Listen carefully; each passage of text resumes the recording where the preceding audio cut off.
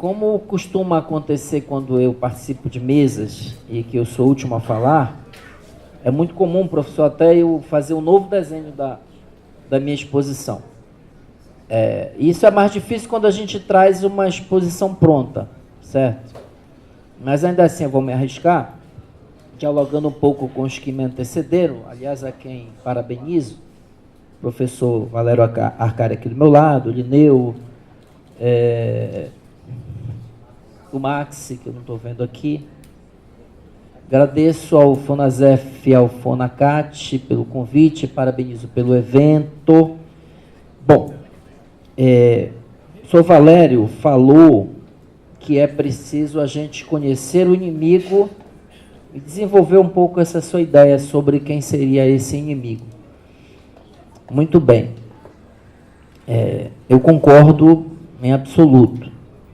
A questão que se coloca é que hoje é muito mais difícil conhecer esse inimigo, porque esse inimigo ele passou por mudanças, certo?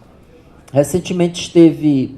É difícil enxergar esse inimigo, é difícil até mesmo tocá-lo, certo? Porque ele há muito é chamado de mercado, mas mesmo essa ideia de mercado também se modificou ao longo do tempo. Existe um poder financeiro internacional, esse capital financeiro, cada vez mais distante daquela ideia de produção material das coisas. Recentemente esteve no Brasil um jurista argentino, Eugênio Raul Zaffaroni, já foi juiz da Suprema Corte da Argentina, hoje ele é juiz do Comitê Interamericano de Direitos Humanos. Esteve no Brasil recentemente, agora em agosto, em Porto Alegre. E ele deu uma entrevista muito interessante para a Sul 21, falando desse poder financeiro internacional, que ele chama, o professor Zaffaroni chama de organização criminosa. E ele até enfatiza que o criminoso aí ele não usa no sentido metafórico. É criminoso, de fato é criminoso. E que constrói uma sociedade que ele chama, o professor Zaffaroni, de a sociedade 30 e 70. Ou seja, 30%, claro que isso não é um número preciso, 30% de incorporados e 70% de excluídos. É mais ou menos esse desenho. Vocês poderiam não ficar assustados, porque nós aqui faremos parte dos 30%, entendeu? Se o Brasil tem 210 milhões de habitantes, nós muito provavelmente estaríamos entre os 60 milhões, que são esses 30%.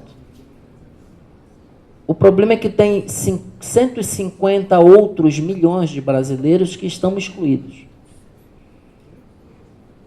E é essa questão. E esse inimigo é difícil enxergá-lo.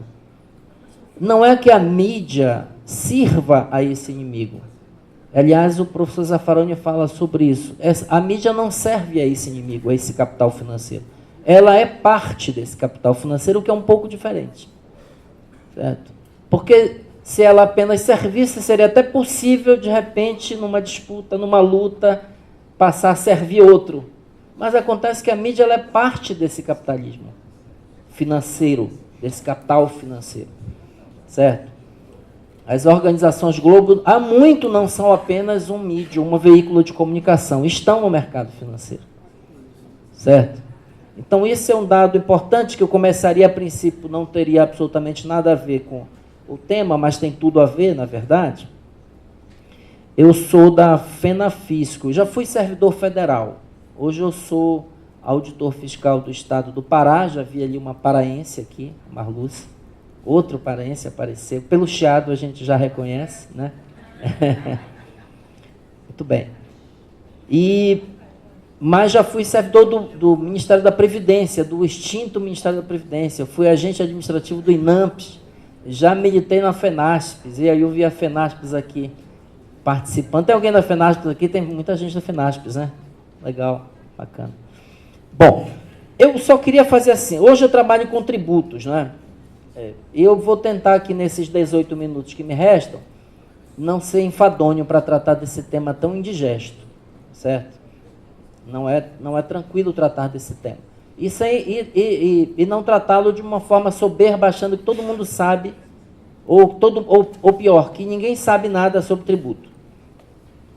Certo? Mas aí eu começaria, até para testar um pouco o que vocês pensam sobre tributo, eu quero fazer aqui 3 afirmações para sentir se há um certo nível de consenso sobre as 3 afirmações que eu vou fazer. Tá? A primeira delas, o Brasil tem uma elevada carga tributária, uma das mais altas do mundo. Certo? Há um consenso sobre essa ideia? Tá. O Brasil tem uma elevada carga tributária, não só elevada, ela é uma das mais altas do mundo. Primeira. A segunda, até mesmo em razão da primeira, é necessário, é desejável que haja uma redução da carga tributária nos bens mais essenciais, cesta básica, medicamentos. É desejável que haja uma redução da carga tributária nesses segmentos. É até simpático, não é? Muito bem. É a segunda. Essa foi a segunda. E a terceira. O sistema tributário brasileiro ele é muito complexo. É preciso simplificá-lo. Certo? Repetindo.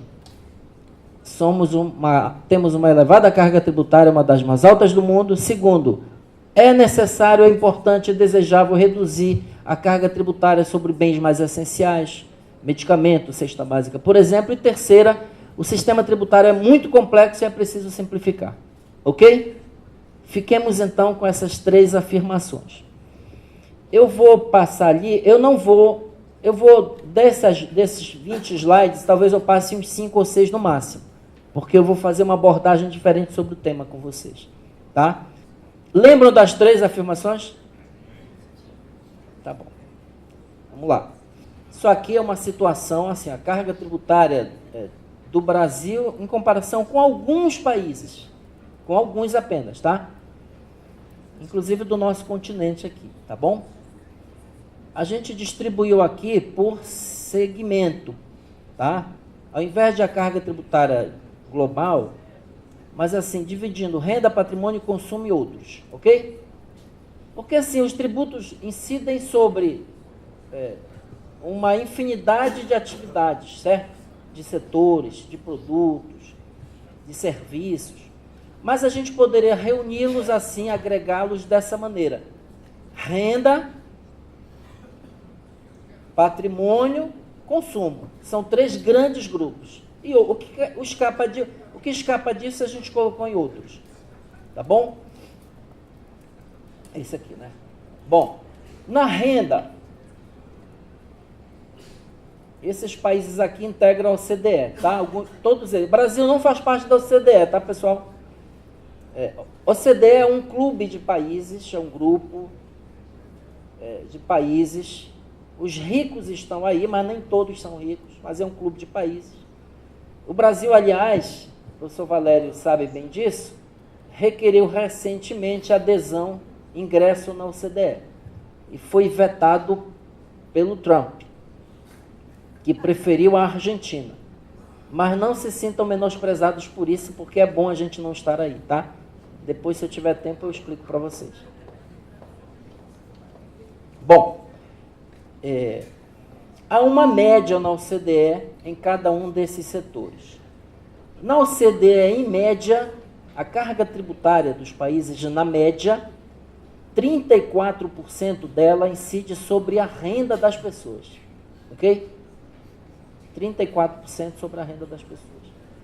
No Brasil, esse percentual é de 21%. O ponto aqui eu não estou nem vendo onde é que está. Tá, aqui. No Brasil, 21%.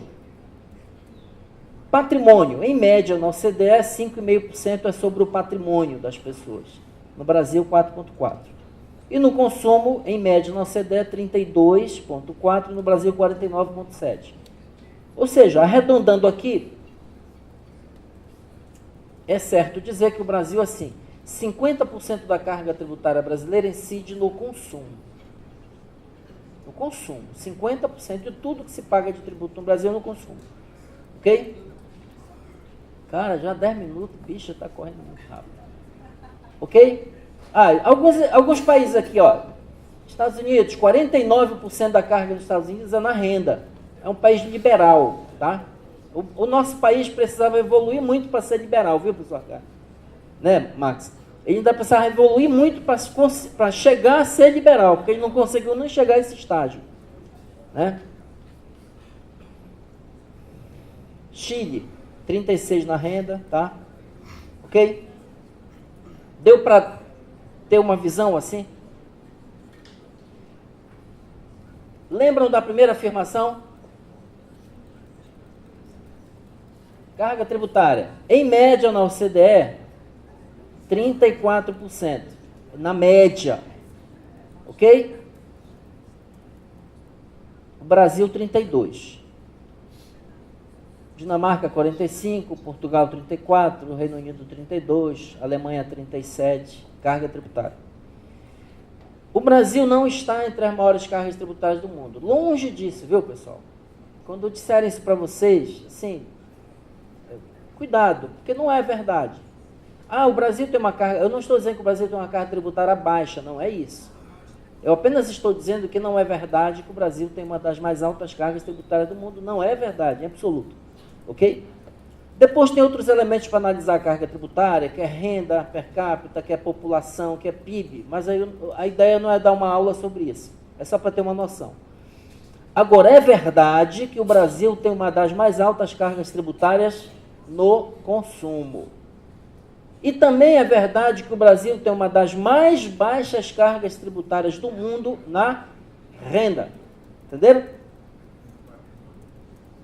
Portanto, assim, o Brasil é um dos países que menos cobra na renda das pessoas e que mais cobra no consumo. Tem algum problema nisso? Claro que tem. Um grave problema. Por quê? Porque é na renda que é possível medir a capacidade contributiva das pessoas. Quando a tributação é na renda, você mais facilmente consegue cobrar um tributo proporcional a quê? A renda das pessoas. E quando você faz a opção oposta, você cobra no consumo, o que é que acontece? Você cobra generalizadamente no consumo. Quem mais sofre com essa carga no consumo? Quem mais sofre com ela? É o mais pobre. Classe média. Um rico que compra 10 quilos de feijão, vamos imaginar que o pobre recebeu o 13º e comprou também 10 quilos de feijão. Ok? Foi no supermercado e comprou os mesmos 10 quilos de feijão. Quem vai pagar mais? O imposto é o mesmo, vejam. Mas proporcionalmente quem está pagando mais? É claro que esses 10 quilos de feijão, o imposto que incide, que é o mesmo que incide para o rico, dos mesmos 10 quilos, vai incidir proporcionalmente muito mais na renda do mais pobre. Porque a renda do pobre ela é toda exaurida, é gasta toda no consumo. Não tem recurso para investir no mercado financeiro, certo? Então, a opção brasileira é a opção seguinte, de cobrar do pobre e poupar os ricos da tributação, entenderam? Então, quando os ricos dizem que a tributação no Brasil é muito alta, portanto, por que ele diz isso? Não é só para enganar incautos, é para interditar qualquer debate sobre a revisão do sistema. É preciso cobrar menos no consumo e mais na renda. Esse é o debate que tem que ser feito no país. Agora, ele só pode ser feito com informação, certo? E essa informação, nós somos intoxicados permanentemente com aquela história. É muito alto, é muito alto, muito alto. Aí nós somos levados a rejeitar a discussão do tributo Porque todos nós somos induzidos a entrar na corrente, não vão aumentar o tributo no Brasil. Não, peraí, gente, é preciso aumentar o tributo no Brasil, de quem não paga. Entenderam? Isso é muito importante. Essa é a distribuição da carga, tá? Brasil, 49 no consumo, ok? Vamos lá. Isso aqui é um grande número da Receita, quem paga imposto de renda no Brasil. No Brasil é o seguinte, olha, pessoal, isso é um dado oficial da Receita Federal, tá? No Brasil é o seguinte, imposto de renda, tá? Essa curva aqui, pessoal, essa linha de baixo, impossível de vocês enxergarem, eu com meus 20 anos eu enxergava de longe. Ó, essa aqui é a faixa de renda. Ela começa até meio mínimo e vai até 320 salários mínimos por mês. No Brasil nós temos 29 mil pessoas, dados oficiais, tá? Que ganham mais de 320 salários mínimos por mês. É por mês, viu? Nós temos 29 mil brasileiros.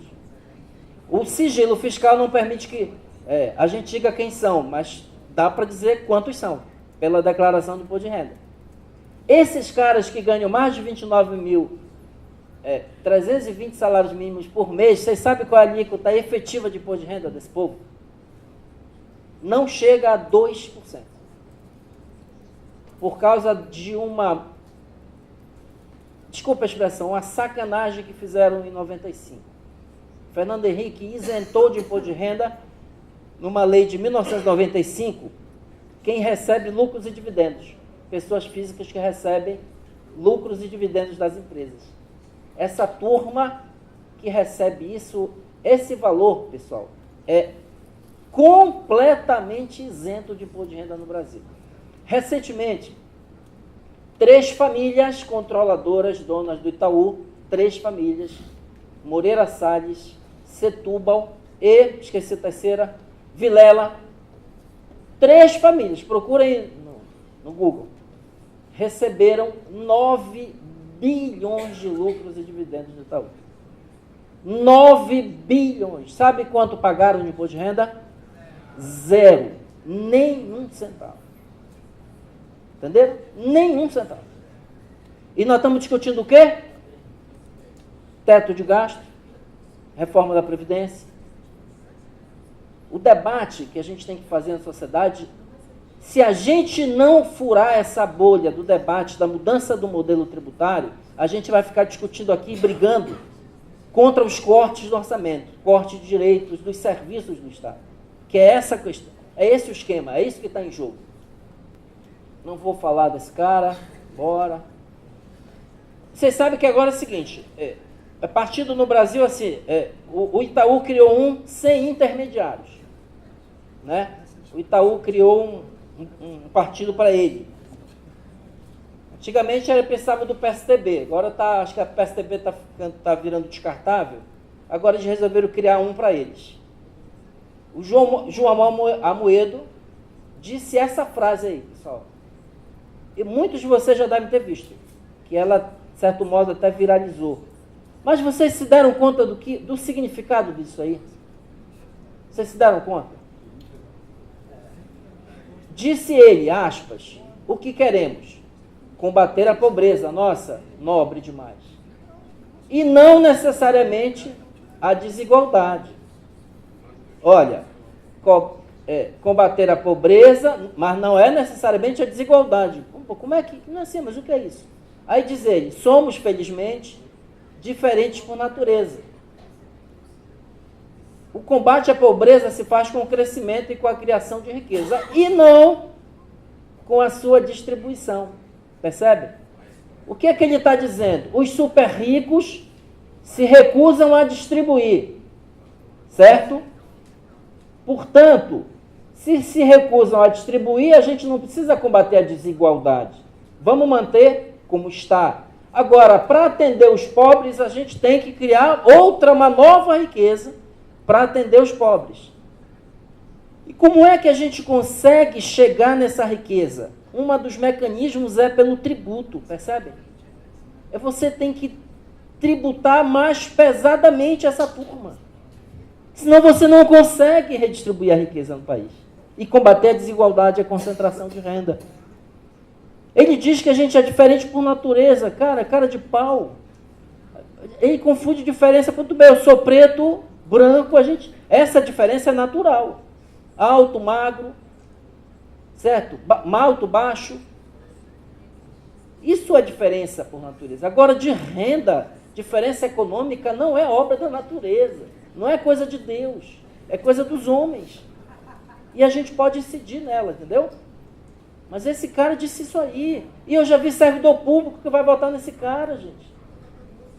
Está encantado com esse bicho aí.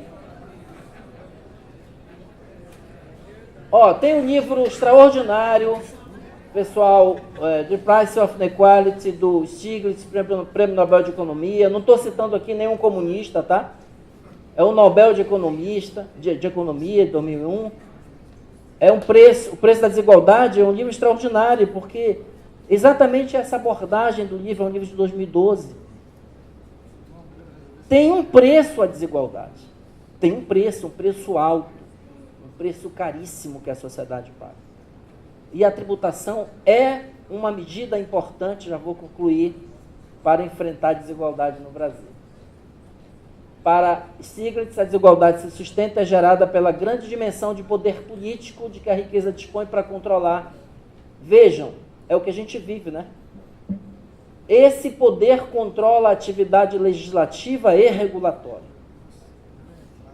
Controlam o Congresso, controlam as agências reguladoras. São eles que controlam. Vou citar outra comunista, Christine Lagarde, diretora do FMI, esteve na Argentina em março deste ano para uma reunião ministerial da cúpula do G20. Reunião ministerial do G20, não da cúpula. Ela disse, reconhece os erros do passado e afirma agora que o crescimento sustentável, diz ela, é incompatível com a desigualdade social. Pô, até o FMI está dizendo isso, cara. Isso era coisa que a gente da esquerda dizia antes. Entendeu? Então, até o FMI está dizendo que nos últimos anos, um revisionismo do FMI tem que enfrentar essa questão da desigualdade. Disse ela uma frase interessante, professor. Subestimamos a capacidade das sociedades de absorver tratamentos duros. Ora, eles acham que, aliás, o verbo acho que está até errado, é superestimar, mas foi assim que ela falou. Tratamento de choque, tratamento de duro, austeridade, julgaram mal a capacidade da sociedade de absorver isso. Né? O tratamento de choque, a austeridade, o corte, a redução dos serviços públicos. Enfim, eu diria para vocês que o grande desafio da reforma tributária, e nós, a Anfip, a FENAFISCO, que tomamos essa iniciativa, e tem vários outros parceiros, é de propor o debate ao país de uma mudança no modelo tributário. Por favor, não tomem isso como algo indigesto. Não fujam dessa discussão. Isso é um debate que tem que ser da sociedade brasileira, não tem que ser de auditores fiscais, de entidades do fisco. Ou ele passa a ser um debate da sociedade, enfrentar isso, gravar as fortunas, as grandes riquezas, o grande patrimônio. Ou a gente dá um choque nisso para ele redistribuir riqueza, ou a gente vai ficar eternamente discutindo aqui, cada um tentando se segurar para conter a dilapidação. Não do Estado como um todo, e eu estou absolutamente de acordo com o professor Valério, que fez um alerta importante. Não é o desmonte do Estado, é o desmonte da face desse Estado, que é a face dos serviços públicos, para que esses 70% continuem sendo excluídos. O propósito da reforma tributária solidária é, sem desvalorizar o esforço pela simplificação e racionalidade, torná-lo sinônimo de justiça fiscal. Eu termino com um exemplo para vocês. Cuidado com a agenda da simplificação do sistema, tá? Porque ela esconde por trás essa política de desmonte dessa face do Estado. Porque se vocês tomarem se vocês tiverem o cuidado de olhar as propostas de reforma tributária que estão no Brasil, o discurso é simplifica, simplifica. Mas o que é que eles fazem? Observem. Eles retiram, extinguem tributos que financiam a Seguridade Social. Entenderam? Extinguem em nome de uma simplificação, e o tributo resultante dessa extinção de vários não tem nenhum recurso vinculado para a Seguridade. Entenderam? Então ele desaparece com 5, 6, 7 e cria um. Ah, agora ficou mais simples, que beleza. Mas só que nesses 5, 6, 7, uma parte deles foi criado para financiar a Seguridade Social. E estão vinculados a ela. Quando a gente concorda que eles desapareçam em nome da simplificação, a gente desguarnece a já desguarnecida proteção social no Brasil. Outra coisa importante da primeira afirmação, cuidado com essa coisa de que reduzir o tributo na cesta básica ou no medicamento é uma coisa boa para todo mundo. Não é. Quem é que compra mais comida? Não, não é o pobre, gente. O pobre tem menos dinheiro para comprar comida, é diferente. O pobre pode gastar todo o seu dinheiro em comida, é diferente. Mas quem compra mais comida é o mais rico. Só que a diferença é que a parcela da sua renda para comprar comida é menor proporcionalmente. Então, quando você dá isenção, você está geral, você está beneficiando mais quem tem mais poder de compra. Qual é a alternativa a essa saída? É você, ao invés de isentar genericamente, você devolve o valor do tributo para os mais pobres, entender? Aí, ou seja, quem é mais rico não precisa devolver nada, ele tem que pagar o tributo para contribuir com o financiamento da sociedade. Perceberam? São coisas muito sutis.